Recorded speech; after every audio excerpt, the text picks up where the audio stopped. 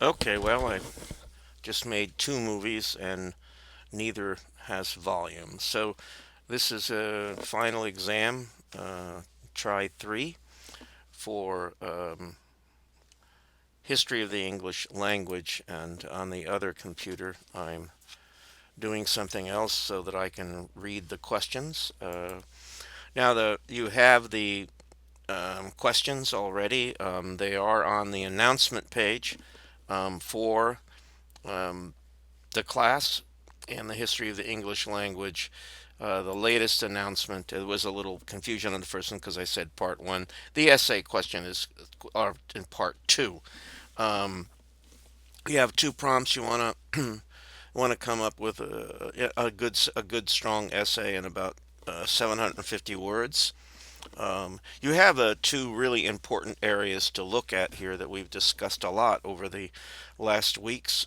Have to do one with Black English. You had a nice oral report today. You go and look, of course, at your text because the text goes into details there as well. And thinking in terms the significance of the fact that at this juncture in our linguistic history, the divergence between Black or AAL, African American language, the Standard English is probably at its greatest. And where does Ebonics or Black English come from? What is it? And be thinking in those terms and how it finds reflection in our society and the problems therein. There's no question that this is a controversial issue still. You can look up other information. Make sure that you put your sources in and you just don't cut and paste. Anything you use from the outside, including our text, do you speak American? Document it. Now, there's the pro English movement, and this is the leading advocacy group for the movement generally called English only movement. Now, the look page looks rather reasonable, but you want to think about it in terms of what your text has to say and what goes on with immigrants when they come into the United States. Using this site's message, in pluralistic society nation of ours, the function of government should be to foster and support the similarities that unite us, rather than institutionalize the differences that divide us. Um, as your part of departure, discuss the threat or perceived threat of the Hispanic or Latino immigrants, legal or otherwise, to the dominance of English as the country's language. Um, there's a crossover here with the Black English because obviously Black English, although a separate dialect of English, like Spanglish is a separate dialect of Spanish, um, they that's not the standard language, and that's one of the important things to be thinking about. And so these areas overlap as they always have, as you saw with one of your reports on the German, where it was basically no one wanted to even speak the language. Now, or they would or what we did with the Germans is similar to a lot of things that are going on today. Um, you know, the idea of we want to. Oops, I hit the wrong button. I'm looking here for the course tools. Now, it's just like the midterm. You're going to be writing on five prompts, and uh, and they're taken from the things we've talked about this semester, the second part of the semester, but also, um, in fact, we talked all semester about some of these issues aren't just from since the midterm because we've continued to talk about them. In some cases, the idea is something that has followed us throughout the semester, including things like dictionaries, which we spent more time on this semester. But one of the ones people you want to talk about of significance in terms of the English language and dictionaries is a fellow named Samuel Johnston, the Great Cham. There's a lot of material written about him. In fact, actually, we remember Murray in our book said the idea was anytime someone talked about the dictionary, he didn't think they were talking about what came to be called the OED, which he spent his life on. but rather the dictionary that Samuel Johnson put together. And you want to be thinking of the dictionary in terms of its significance, like, did it try to fix the language, things along those lines, and what did it made it such a marvelous accomplishment. And there's the humor that goes with it as well. Now, there's another important area of the dictionary, and has to do with the OED. I think it was on in your book, talked about it right in the beginning of the chapter. Um, I'm trying to think of the name of the day, Falk Day, which would be in the movie that was the V for Vendetta. Um, and they got together, these illuminaries of the English speaking language, and Richard Chevenavoux Trench, this Trench fellow, made an address, and from that address, over the years, came the Oxford Dictionary of the English Language. But look at what he wrote about what this dictionary was going to do. What's the importance of what he wanted it to accomplish in terms of the history of the English language? You can find a lot to talk about there, and that leads into another of these. And we even read a whole book about the dictionary, and one of the protagonists of that story was, in fact, an American, Dr. William Minor. Now, what you want to talk about is what did he accomplish? And you can talk about that in terms of either the catchword or the cue choir. They overlap, but concentrate on it's the not what did he do, but the significance of what he was doing with respect to this dictionary. Um, and But yeah, he had the leisure and he had the money. There's no question about it. But what he did was of significance, and you want to be thinking about that significance.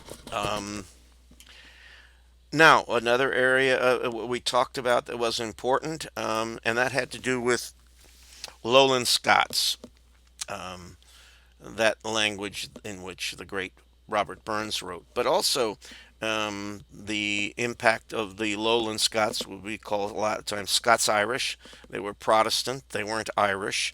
They lived in Northern Ireland, what comes to be called Northern Ireland, but thousands and thousands and thousands of them came to the United States. Now they were Lowland Scots; they weren't Roman Catholic Irish folks. Um, and You want to talk about the importance of the impact that they had on the English language. Among other things, is the fact that they pronounced their S's, and no one else, none of the other immigrants in the North or the South, did. And so, the video is good on that, but I've spent a good deal of time talking about them. Now, another one comes back not just to dictionaries, but it comes back to how words are formed and what people have tried to do to fix the language. And one of them is John Simon. And what do you see as important as about the arguments that he makes? Even if you might find some of them repugnant, including a couple of the quotations that I read in class, but still, he is one of the central cheerleaders of an important area, um, about of the English language and the controversies thereof, including what gets included in or doesn't get included in dictionaries. He is definitely what you would call a prescriptionist, and so was, although I don't know that they used the word for him, Jonathan Swift. Again, he wanted well, you can read about his attempts and desire to create an English academy, not unlike the French academy that determines which are legitimate words, and to stop this growth that he saw as a cancer. Changes in the language. Simon voices similar opinions, the American, but also you can write about what the author of the F Word has to say. Now, he's definitely a descriptionist. Uh, and this is the battle between the descriptionist and the proscriptionist that continues to this day, about dictionaries and what should be put in them. Uh, and what should not be used in, in the language. I mean, Simon thinks is going to hell in a handbasket, but remember, he said really disparaging things about ethnic groups and homosexuals. Um, Now, one of the areas we talked about, I mean, English is all over the world, and we didn't have time for this class to talk about every place. Just the videos of the adventure of English, as I suggested, will show you that. But one of the areas I wanted you to read about, and I've talked about, is Australia, and thousands of convicts eventually got transported to Australia. We mentioned one of them was Magwitch from Great Expectations. And what are this in terms of Australian, the language, discuss the importance of these settlers on what comes to be called Australian English, and think in terms of both flash language and Aboriginal words. And Waltzing Matilda is a great example of the mixture that we get in there of what comes to be called Australian English. Now, the controversies were still there. There were a lot of people who just wanted to be British, and to this day. But where the vibrancy of the language comes from is from the people who are willing to accept new words and use them, which happens in the United States as well, especially in places like when we think about going out west and how the words were borrowed without any kind of prejudice. Um, yes, a couple things recently. Again, the videos are good in this. In terms of language, discuss uh, in terms of language and change. Um, about what you have read in the past many weeks, the importance in American English of both rising inflection in California. What the heck is that, and where does it come from? And the vowel changes in the Great Lakes area. I mean, one of the important things here, but we had a great one on surfing language because a lot of surf words, dude, come into our language.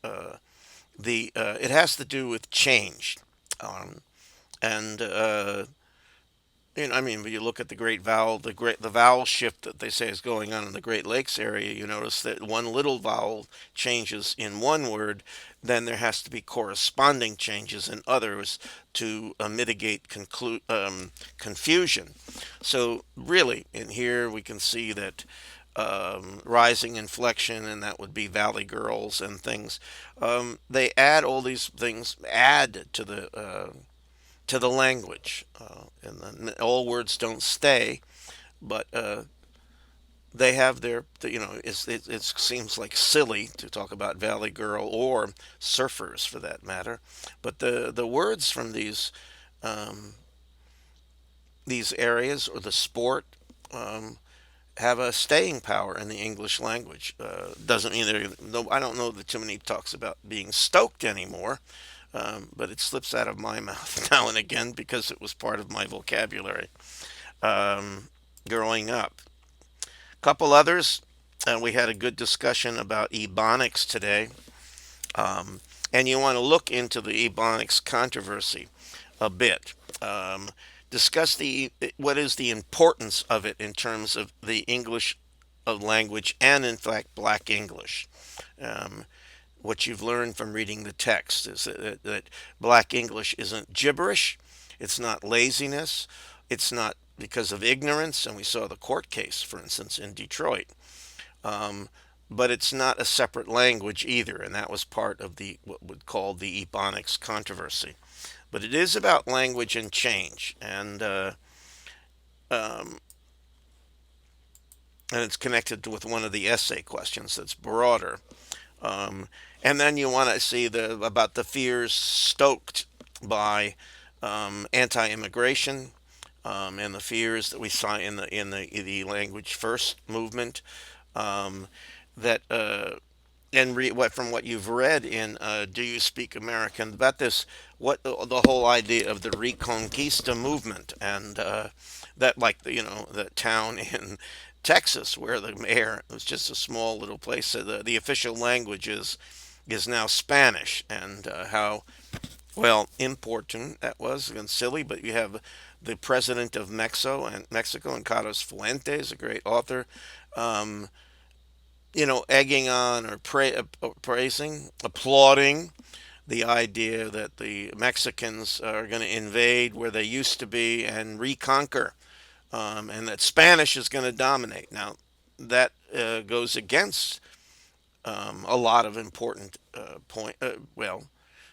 It's somewhat about what the country's based upon, and you come here, and as with Black English, and you find that people say, "Yeah, well, um, it is a dialect, it's legitimate, but if you're going to get a job, you have to speak in terms of the accepted standards of the language. That would be mainstream English. And we find that too with Spanish peoples. The fears our book suggests are a lot of times just don't match up with statistics, particularly that the people who come to the United States learn English because they want to succeed in the United States. That's why they come here, to better their lives. Um, and then another one about language and change that was of interest is the word gay. Um, in I mean, look, recall that John Simons just appalled that a minority of what he calls homosexuals, the way he says it, have changed the English language, taking a perfect word like gay. The gay divorcee meant the happy divorcee, and turned it into a word for some deviance. And he hates that minorities of any kind would have any say over the correctness of the English language. But we also see that the word gay has changed again, and it's no longer necessarily a signifier only of lesbians and homosexuals, transgenders, whatever. It has turned on now that someone will say, "Oh, that's like so gay," as my son is wont to do, does not mean that he's slurring the gay community. So, again, words are not the most stable things around, and they do change meanings in time, and that has to do with the what we are talking about, the biography of a word that the Oxford Dictionary attempted, that someone like Simon and Swift would be against because it's not telling you what's correct. It's maybe labeling something as non-standard, but they want the language cleaned up. So you can move a number of different directions on all these prompts, in fact. And now I'll hope that this works. We will meet on Wednesday at 8:30 in our classroom, the regularly scheduled time for exams. Although no one will take an exam there, we will listen to the remaining oral reports. Okay, thank you, and I hope it works.